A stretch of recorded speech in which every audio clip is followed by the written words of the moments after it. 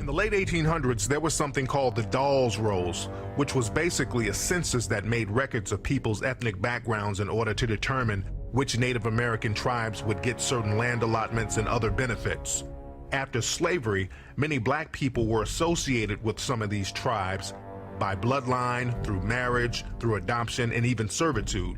And because they were associated with these tribes, many black people were entitled to some of these benefits.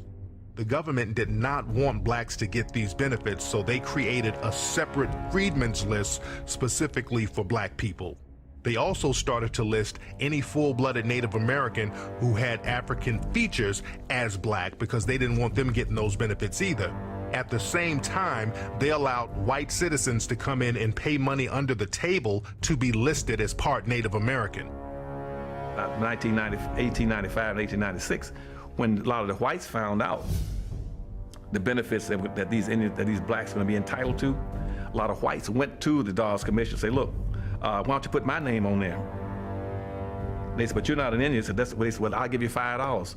So the rule got around, the policy got around that for $5 that a white could put his name on the Dawes rolls and be called himself an Indian and be entitled to all these benefits, and all their children could be entitled to all these benefits forever.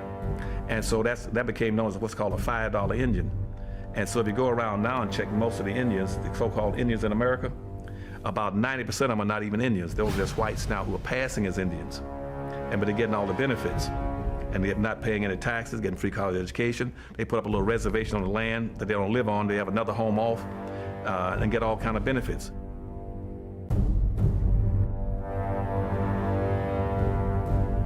Iron Eyes Cody was another famous Native American person. He was in the media for years.